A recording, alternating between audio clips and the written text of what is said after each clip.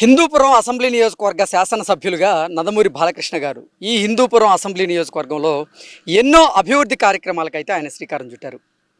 ప్రభుత్వంలో భాగమై కొన్ని అభివృద్ధి కార్యక్రమాలు చేయగా ఆయన సొంత ఖర్చులతో మరికొన్ని అభివృద్ధి కార్యక్రమాలు ఆయన చేశారు. 2014 నుంచి 2019 మధ్యకాలంలో ఈ హిందూపురం అసెంబ్లీ నియోజకవర్గంలో ఎన్నో అభివృద్ధి కార్యక్రమాలు అయితే జరిగాయి. అందులో భాగంగానే గొల్లపల్లి రిజర్వాయర్ నుంచి ప్రత్యేకమైనటువంటి పైప్ లైన్ ఏర్పాటు చేసి 194 కోట్ల రూపాయల వ్యయంతో ఈ మున్సిపాలిటీలో ఒక వాటర్ ట్రీట్మెంట్ ప్లాంట్ని ఆయన ఏర్పాటు చేశారు. ఆ వాటర్ ట్రీట్మెంట్ ప్లాంట్ ద్వారా ఈ మున్సిపాలిటీలో ఉన్నటువంటి ప్రజలందరికీ కూడా మంచినీరు దక్కుతూ ఉన్నాయి. దాంతోపాటుగా 23 కోట్ల రూపాయలు వెచ్చించి ఇక్కడ నూతన మార్కెట్ భవనాన్ని అయితే ఆయన నిర్మించారు. అలాగే 20 కోట్ల రూపాయలు వెచ్చించి మాతా శిశు సంరక్షణ కోసం ఒక వైద్యశాలని ఆయన నిర్మించడం జరిగింది. అలాగే ప్రభుత్వాసుపత్రిలో కొంత ధనాన్ని వెచ్చించి ఆయన వెంటిలేటర్లను ఏర్పాటు చేశారు. వెంటిలేటర్లతో పాటుగా కొంతమంది ఈ కిడ్నీ వ్యాధితో బాధపడుతున్న వారు ఎవరైతే ఉన్నారో వారు డయాలసిస్ చేయించుకునేందుకు ఇతర జిల్లాలకు వెళ్లాల్సినటువంటి పరిస్థితి ఉన్నటువంటి నేపథ్యంలో దాన్ని గ్రహించినటువంటి నందమూరి బాలకృష్ణ గారు ప్రత్యేకమైనటువంటి చొరవ చూయించి ప్రభుత్వ ఆసుపత్రిలో డయాలసిస్ సెంటర్లను కూడా ఆయన ఏర్పాటు చేయించారు. అలాగే 4 కోట్ల రూపాయల వ్యయంతో ఆయన పశు సంరక్షణ కోసం పశు వైద్యశాలను కూడా ఏర్పాటు చేశారు. అలాగే దళిత సోదరుల విన్నపం మేరకు దళిత సోదరుల కోసం 2.5 కోట్ల రూపాయలు వెచ్చించి ఆయన అంబేద్కర్ భవనాన్ని నిర్మించారు. అలాగే 2వ పట్టణ పోలీస్ స్టేషన్ కోసం ఆయన స్థలాన్ని కేటాయించి 50 లక్షల రూపాయలు ఆ పట్టణ పోలీస్ స్టేషన్ నిర్మాణానికి ఆయన కేటాయించడం జరిగింది. దీంతోపాటుగా చెట్టు నీరు క్రింద ఈ నియోజకవర్గంలో ఉన్నటువంటి కొన్ని గ్రామాల్లో 30 కోట్ల రూపాయలు వెచ్చించి ఆయన చెరువుల త్రవ్వకాలు చేయించడం జరిగింది. అలాగే హంద్రీనీవా కాలువ, ఈ హంద్రీనీవా కాలువ కోసం ప్రత్యేకమైనటువంటి నిధులు ఆయన సమీకరించడం జరిగింది. సమీకరించి ఈ హంద్రీనీవా కాలువ త్రవ్వకాన్ని కూడా చేపట్టి ఈ నియోజకవర్గంలో ఉన్నటువంటి 40 చెరువుల్ని ఆయన నింపడం జరిగింది. ఈ హంద్రీనీవా కాలువ ఈ నియోజకవర్గంలో వచ్చేసి 49 కిలోమీటర్ల మేర అది విస్తరించి ఉంది.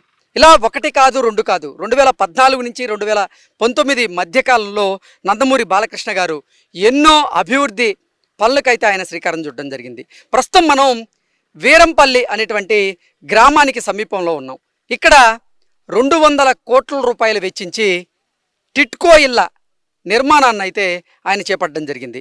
2014 నుంచి 2019 మధ్యకాలంలో ఈ టిట్కో గృహాలకు సంబంధించినటువంటి నిర్మాణ పనులు 80% పూర్తయ్యాయి. ఆ తరువాత అనుకోకుండా ప్రభుత్వ మార్పిడి జరగడం, వైఎస్ఆర్సీపీ ప్రభుత్వ హయాంలో వైఎస్ జగన్మోహన్ రెడ్డి గారు ముఖ్యమంత్రిగా ఉన్నటువంటి సమయంలో ఈ టిట్కో గృహాల నిర్మాణం అసలు ఈ నిర్మాణానికి సంబంధించినటువంటి పనులు గాలికి వదిలేశారు. అప్పుడు ఈ టిట్కో గృహాల నిర్మాణానికి సంబంధించినటువంటి పనులు ముందుకైతే సాగలేదు. తర్వాత మళ్ళీ 2024లో జరిగినటువంటి సార్వత్రిక ఎన్నికల్లో ఆంధ్రప్రదేశ్లో కూటమి ప్రభుత్వం కొలువుదీరిన తర్వాత నందమూరి బాలకృష్ణ గారు మళ్ళీ ఈ టిట్కో గృహాలకు సంబంధించినటువంటి నిర్మాణ పనుల మీద ఆయన ప్రత్యేకమైనటువంటి దృష్టి సారించారు.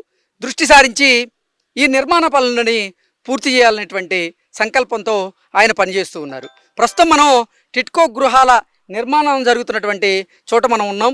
మరో 2 నెలల కాల వ్యవధిలోనే ఈ టిట్కో గృహాలకు సంబంధించినటువంటి నిర్మాణ పనులు అయితే పూర్తయ్యేటువంటి అవకాశం స్పష్టంగా కనపడుతుంది. ఈ టిట్కో గృహాలకు సంబంధించినటువంటి నిర్మాణ పనులు కనుక పూర్తయితే లబ్ధిదారులు పేదవారు ఎవరైతే ఉన్నారో అర్హులు వారందరికీ కూడా ఈ గృహాలకు సంబంధించినటువంటి పట్టాలను పంపిణీ చేసేటువంటి కార్యక్రమం కూడా జరిగేటువంటి అవకాశం ఉంది. ఇక గ్రామీణ ప్రాంతాల్లో కనుక మనం చూసుకున్నట్లయితే గ్రామీణ ప్రాంతాల్లో రహదారుల నిర్మాణం జరిగింది, సీసీ రోడ్ల నిర్మాణం జరిగింది, అక్కడ వాటర్ ట్యాంకర్లను ఏర్పాటు చేయడం జరిగింది. ఈ నియోజకవర్గ వారీగా 20 కోట్ల రూపాయలు వెచ్చించి ఓవర్ హెడ్ వాటర్ ట్యాంకులను ఆయన నిర్మించడం జరిగింది. దాంతోపాటుగా గ్రామాల్లో సీసీ రోడ్ల నిర్మాణం కూడా పూర్తి జరిగింది. గతంతో పోలిస్తే అంటే నందమూరి బాలకృష్ణ గారు ఈ అసెంబ్లీ నియోజకవర్గానికి శాసనసభ్యునిగా ఎన్నిక కాకముందు ఇక్కడ పరిస్థితులు వేరుగా ఉండేవి. ఆయన ఎన్నికైన తర్వాత ఇక్కడ పరిస్థితులు మారాయి అంటూ కూడా కొన్ని గ్రామాలకు చెందినటువంటి గ్రామస్తులు అయితే వారి అభిప్రాయాన్ని వ్యక్తం చేశారు. ఇక ఈ నియోజకవర్గంలో ఉన్నటువంటి అన్ని గ్రామాలు కూడా పూర్వ వైభవాన్ని అయితే సంతరించుకుంటూ ఉన్నాయి. ఒకదాని తర్వాత ఒకదాని మీద దృష్టి పెట్టి నందమూరి బాలకృష్ణ గారు అయితే ఈ నియోజకవర్గాన్ని అభివృద్ధి బాటలో ఆయన నడిపిస్తూ ఉన్నారు. యువతకి పెద్ద ఎత్తున ఈరోజు ఉపాధి అవకాశాలు దక్కుతున్నాయి. ప్రభుత్వ రంగ సంస్థలతో పాటుగా ఎన్నో కార్పొరేట్ సంస్థలు కూడా బాలకృష్ణ గారి చొరవ వల్ల ఈ నియోజకవర్గంలో పెట్టుబడులు పెట్టేందుకు సిద్ధమవుతూ ఉన్నాయి. దాంతోపాటుగా 80 కోట్ల రూపాయలు వెచ్చించి ఈ నియోజకవర్గ వారీగా రహదారుల నిర్మాణానికి ఆయన పాటుపడుతూ ఉన్నారు. అలాగే 2024 నుంచి 2025 ఈ సంవత్సర కాలంలోనే దాదాపు 120 కోట్ల రూపాయలు వెచ్చించి ఈ నియోజకవర్గంలో అనేక రకాలుగా ఇప్పుడు అభివృద్ధి కార్యక్రమాలు అయితే కొనసాగుతూ ఉన్నాయి.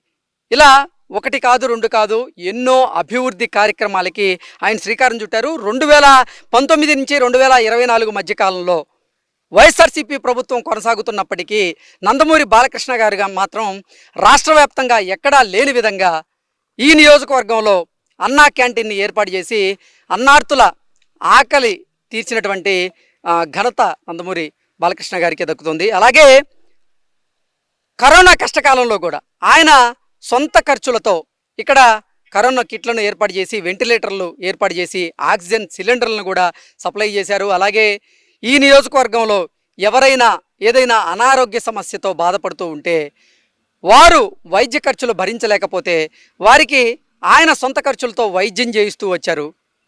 దాంతోపాటుగా కరోనా కష్టకాలం నుంచి కూడా ఈ నియోజకవర్గంలో ఉన్నటువంటి ప్రజలు ఎవరూ కూడా ఇబ్బందులు పడకూడదు, అనారోగ్య సమస్యలతో ముఖ్యంగా ఇబ్బందులు పడకూడదు అనేటువంటి ఏకైక లక్ష్యంతో స్వర్గీయ నందమూరి తారక రామారావు గారి పేరు మీదట ఎన్టీఆర్ ఉచిత ఆరోగ్య రథాన్ని ఆయన ప్రారంభించారు. ఆ ఎన్టీఆర్ ఉచిత ఆరోగ్య రథం నియోజకవర్గంలో ఉన్నటువంటి అన్ని గ్రామాల్లో కూడా వెళ్తూ ఉంటుంది. అలాగే మున్సిపాలిటీలో ఉన్నటువంటి అన్ని వార్డుల్లోకి వెళ్ళి వైద్య సేవలు అందిస్తూ ఉంది. ముఖ్యంగా 200 రోగాలకు సంబంధించినటువంటి రోగ నిర్ధారణ పరీక్షలు అయితే ఆ ఎన్టీఆర్ ఆరోగ్య రథం ద్వారా చేయిస్తూ ఉన్నారు.